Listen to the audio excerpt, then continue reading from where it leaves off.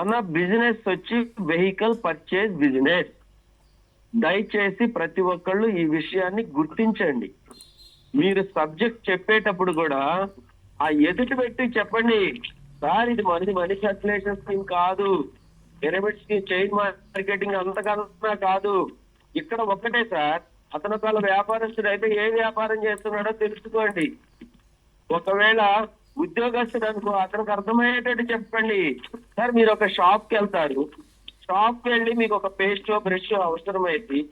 ఆ paste brush ను మీరు తీసుకున్నప్పుడు అతనికి డబ్బులు ఇస్తారా ఇవ్వరా? వస్తువు తీసుకున్నప్పుడు మనం డబ్బులు ఇస్తాం సార్. ఓకే సార్, అతనికి ఇచ్చినటువంటి డబ్బుల్లో అతనికి లాభం ఉందా లేదా? సార్ లాభం ఖచ్చితంగా ఉంటుంది సార్, వ్యాపారం అన్నాక లాభం లేకుండా ఎలా ఉంటుంది? అతని నుంచే మనకు ఆన్సర్ వస్తుంది.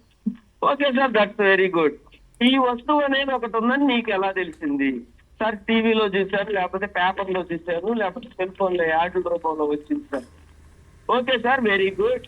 ఇక్కడ ఒక వస్తువు షాప్ లో తీసుకున్నందుకు మీరు అతనికి డబ్బులు ఇచ్చినందుకు అతను లాభం పొందాడు, మొదటి విషయం. రెండవది, కంపెనీ యాడ్స్ రూపంలో టీవీలోనో పేపర్లోనో ప్రచురించినందుకు ఆ వస్తువు ఒకటి ఉందనేది నీకు తెలిసింది. ఓకే, దానికి కూడా కొంత డబ్బులు కంపెనీ ఖర్చు పెట్టుంటుంది కదా సార్. ఆ ఖర్చు పెట్టుంటుంది సార్. మరి ఆ డబ్బులు ఎక్కడి నుంచి వస్తాయి సార్? ఈ వస్తువు కాస్ట్ లోనే మొత్తం కలుపుతారు సార్ అని అతనికి తెలుసు. ప్రతి ఒక్కళ్ళకి తెలుసు, పొలం పని చేసుకునే వాళ్ళకి కూడా ఈ విషయం తెలుసు.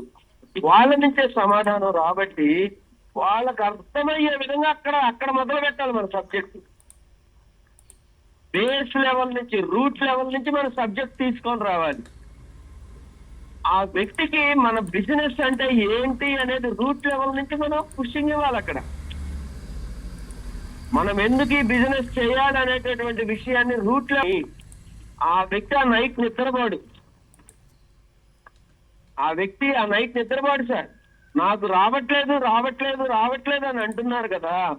జాయినింగ్ అనే పదాన్ని మీరు వాడుతున్నారు, ఇతన్ని తెచ్చుకుంటే మీకు డబ్బులు వస్తాయి అనే పదాలను మీరు వాడుతున్నారు. నెక్స్ట్ మన దాన్ని ఒక చైన్ మార్కెటింగ్ సిస్టమ్ లాగా మీరు పబ్లిసిటీ చేస్తున్నారు. అదే విధంగానే మీరు సబ్జెక్ట్ చెప్తున్నారు. ఇంతకు ముందు ఏవైతే మార్కెట్లో సబ్జెక్ట్ చెప్పారో ఇదే కదా. నా దగ్గరకు వచ్చిన చాలా మంది సీనియర్ మార్కెటర్స్ ఉన్నారు. ట్యూబ్ లోకి రమ్మంటే ఒకటే మాట, సార్ ఇలాంటివి చాలా చూసాం చేసాం.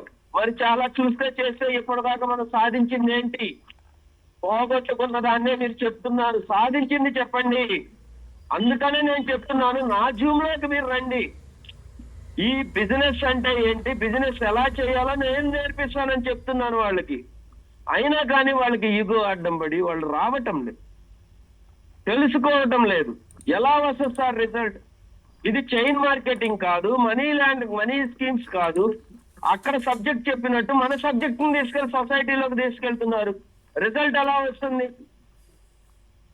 Point to point, pin to pin మన సబ్జెక్ట్ గురించి పూర్తిగా నేర్చుకోండి అని పదే మన సీనియర్స్ చెప్తున్నారు. దాసు సార్ ఒక మాట అంటూ ఉంటారు, కాకికి కోకిలకి నువ్వు దగ్గరకు వెళ్తే గాని తేడా తెలియదు. మన బిజినెస్ కూడా మనీ స్కీమ్స్ లాగే చైన్ మార్కెటింగ్ లాగే కనపడిద్ది, కానీ అది కాదు. ఈ తేడాని ఎట్లా గుర్తించాలి? దగ్గరికి వెళ్ళండి బిజినెస్ కి.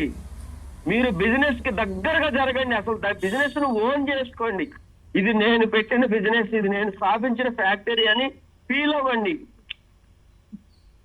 మన బిజినెస్ ని పూర్తిగా అర్థం చేసుకున్న తర్వాత ఫీల్డ్ లోకి వెళ్ళండి సార్. ఈ విషయాన్ని ఈ రోజు నేను గట్టిగా చెప్పదలుచుకున్నాను.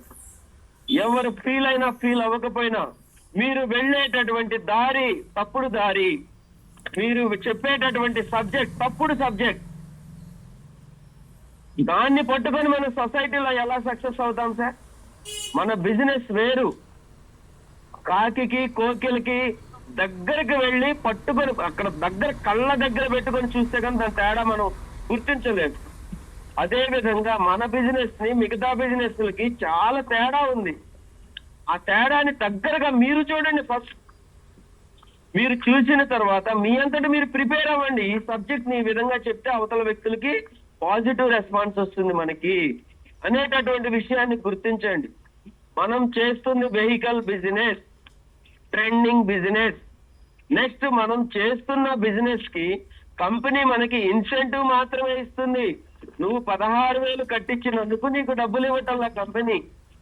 ఏదైతే మనకి సోషల్ మీడియా నెక్స్ట్ పబ్లిక్ మీడియాకి పెట్టేటటువంటి డబ్బులు ఏవైతే ఉన్నాయో వాటిని మనకి ఇస్తుంది అనే విషయాన్ని అతనిలో పదే పదే ఇంజెక్ట్ చేయండి సార్. ఈ రోజుల్లో కంపెనీ గురించి ఎవరికి అవసరంలా, ప్రోడక్ట్ గురించి ఎవరికి అవసరంలా, ఇందులో నేనేం చేయాలి, నాకు ఎట్లా డబ్బులు వస్తాయి, సూటిగా ఒక ప్రశ్న వేస్తున్నారు సార్. అలాంటి వ్యక్తులే కదా అక్కడ మనకు ప్రమాదకారులు, వాళ్లే మనకి ఇక్కడ శత్రువులుగా తయారయ్యారు బిజినెస్ కి. సబ్జెక్ట్ ని పూర్తిగా తెలుసుకోకుండా నువ్వు మనీ లాండరింగ్ స్కీమ్స్ లాగా నెక్స్ట్ చైన్ మార్కెటింగ్ స్కీమ్స్ లాగా సొసైటీలో పబ్లిక్ లోకి తీసుకెళ్లిపోతే రిజల్ట్ ఏమొస్తుంది? చాలా మంది మిత్రుల దగ్గర నేను గమనించాను, ఒక్కసారి మనం సబ్జెక్ట్ చెప్పిన తర్వాత సార్ నాకు ఇంతకు ముందు ఈ విషయాన్ని చాలా మంది చెప్పారు కానీ వేరే విధంగా చెప్పారు సార్, కానీ మీరు చెప్పినట్టు చెప్పలేదు సార్, మీరు చెప్పినట్టు చెప్పున్నట్టయితే 2 సంవత్సరాల క్రితమే ఈ బిజినెస్ లోనికి వచ్చేవాడిని సార్ అనే మాట వాడుతున్నారు. ఇక్కడ చెప్పండి మిత్రులారా, సిస్టమ్ది తప్ప, చెప్పినటువంటి వ్యక్తి తప్ప? సో ఆ విషయాన్ని మనం గ్రహించాలి. మనం చేసేది వెహికల్ బిజినెస్, మనం చైన్ మార్కెటింగ్ చేయటం లేదు, మనీ స్కీమ్ బిజినెస్ చేయటం లేదు. దానిలాగా మీరు సబ్జెక్ట్ చెప్పడానికి మీరు తెచ్చుకోండి డబ్బులు వస్తాయి, జాయిన్ చేయండి డబ్బులు వస్తాయి, ఇదే గోల ఇదే గోల ఇదే గోల. పిచ్చికెత్తిపోతుంది సార్ పబ్లిక్ కి, పరిగెత్తుతున్నారు. ఆ మాటలు వింటేనే భయం పుడుతుంది, వెన్నులో నుంచి వణుకొస్తుంది వాళ్ళకి. దీనికి దానికి గల్లా తేడా చెప్పండి సార్ మీరు దయచేసి. ప్రతి ఒక్క మిత్రుడికి నేను చెప్తున్నాను, ఏడిఎంఎస్ బిజినెస్ ఈజ్ ద అలగ్, వేరిది. ఇప్పటిదాకా ఇటువంటి బిజినెస్ రాలేదు. ఈ విషయాన్ని నొక్కి ఒక్కాణించండి. ఈ బిజినెస్ ని ఎలా చేయాలనేది ఫస్ట్ నేర్చుకోండి. మనందరికీ ఒక రోల్ మోడల్. ఆ పిల్లాడికి 2 రోజులు బిజినెస్ జరగకపోయినా పర్వాలేదని ఆ పిల్లాడి దీని మీద పూర్తిగా స్టడీ చేశాడు. స్టడీ చేసిన తర్వాత ఆ వ్యక్తుల దగ్గరికి వెళ్ళిన తర్వాత ఆ వ్యక్తుల ఐడియాలు వచ్చాయి. ఆ సక్సెస్ ని గ్రహించండి, ఆ సబ్జెక్ట్ ని మీ బుర్రలోకి ఇంజెక్ట్ చేసుకోండి. ఎదుటి వ్యక్తి ఎలాంటి ప్రశ్న వేసినా కానీ సమాధానం చెప్పడానికి మనం రెడీగా ఉండాలి. మేము సబ్జెక్ట్ చెప్పేటప్పుడు పబ్లిక్ మీటింగ్స్ లో ఒక 50 మంది 100 మంది కూర్చున్నప్పుడు నేనైతే పబ్లిక్ గా అడుగుతాను, మీరు ఎలాంటి ప్రశ్నలు అడగాలనుకున్న మొహమాట లేకుండా అడగండి. ఇక్కడ మీరు తెచ్చుకున్నటువంటి వ్యక్తి ఏమి అనుకోడు, నుంచున్నటువంటి వ్యక్తి నేను ఏమి అనుకోను. ఇక్కడ 100 మంది ఉన్నారు, ఇక్కడ నేను ఈ ప్రశ్న అడిగితే వీళ్ళ బిజినెస్ దెబ్బతింటుందేమో అన్న ఉద్దేశం మీకు వద్దు. మీరు ఎలాంటి ప్రశ్న అడిగినా నేను సమాధానం చెప్తాననే మాట నా నోట్లో నుంచి వస్తుంది. వాళ్ళు పబ్లిక్ గా అడుగుతారు ప్రశ్నలు, ఎలాంటి ప్రశ్నలు సంధిస్తారు నా మీద, కానీ నా దగ్గర ఆన్సర్లు ఉన్నాయి. ఎట్లా వచ్చినాయి నాకు ఆన్సర్? నేను సీనియర్ ని ఫాలో అయ్యాను, చిన్న డౌట్ ఉన్న సీనియర్ తో షేర్ చేస్తున్నాను, బుక్స్ ని చదివాను, అదే విధంగా సోషల్ మీడియా చేయాల్సినటువంటి పద్ధతి ఏంటి అనేది తెలుసుకున్నాను. కాబట్టి ఈ రోజు సొసైటీలో మనం వెళ్ళి ఒక సబ్జెక్ట్ చెప్తే గౌరవం ఉంటుంది, కానీ పలానోడు పలానా కొట్టుకొని తిరుగుతున్నాడు అనేసి మీరెవరు జాయిన్ కాకుండా ఉండండి సార్.